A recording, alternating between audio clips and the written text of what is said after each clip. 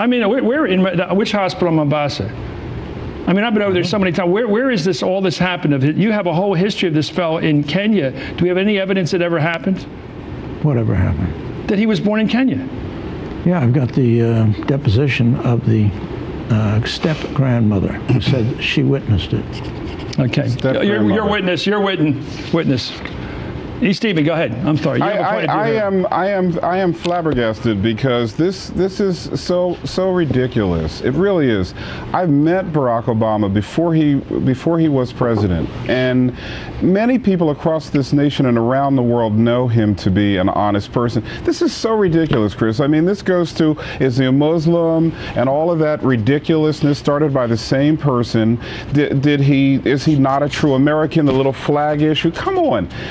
This is just another desperate move, I think, by the Republican Party to try to pull down this great man. And I just don't understand why there is such a consistent pattern here. You have all that information up there. If you got it, then Gordon can get it, and everybody else in America can get it. Why do that? We have serious issues right now. We have a huge economy, millions of people out of work.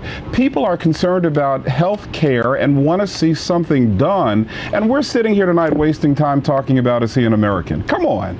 That's just, you know what? Final point I want to make here is, if Barack Obama was an Irish American or a Polish American or a German American, there would be no discussion anywhere in this country about his citizenship.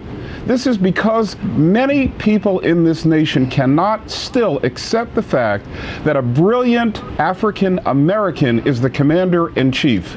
And they're looking for ways to reduce the greatness of his, not just his intellect, but his honesty and his purity as a person who is serving this nation.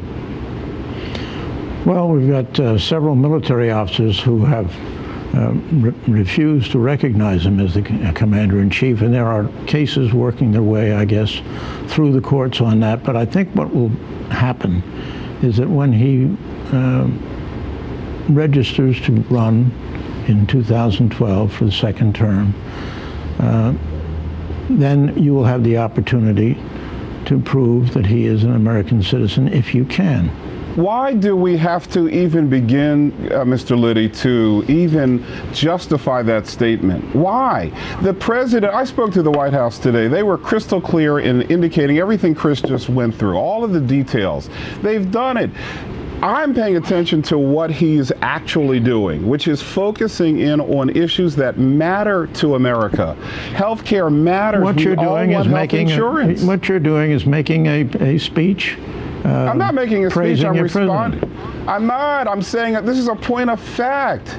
What other president had to go through this? Did anybody raise this discussion? The question of fact, the Secretary of State, the question of fact is not, you know, whether he's focusing on this problem or that problem. The question of fact is, was he or was he not born in the United States? But that already has let me just get to the facts. That's the problem. I know for the viewer. I want to give the viewers some guidance here. The State Health Director of Hawaii in Honolulu has put out the statement that the records are available in the files there. The governor of the state has said the records are there and they've all seen them. There are all kinds of evidence that they don't allow those original documents to go out. They've put out this document. They've redacted the certificate number on it. They've done what you normally do to get a passport.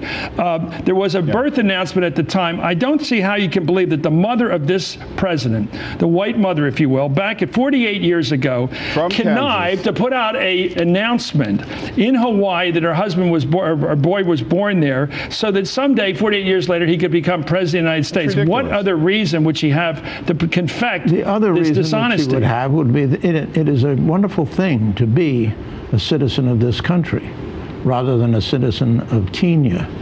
And you don't have to, I mean, everyone wants their child to be able to Okay, according to the government of Hawaii, he was born on 7/24, August 4th, 1961 in Honolulu. He had an African father, a Caucasian mother. The names are familiar to us all. Which hospital? It just says state of Hawaii. Just like they've given out two different hospitals. It says exactly the same thing. Okay. Well, if this is proven at any point in the next several weeks to your satisfaction, what will you do about it? I'll broadcast it. And you'll say you were wrong. Sure, I'll say I was wrong if I was wrong. Okay, thank you. That's all I want. Thank you, G. Gordon Liddy in East.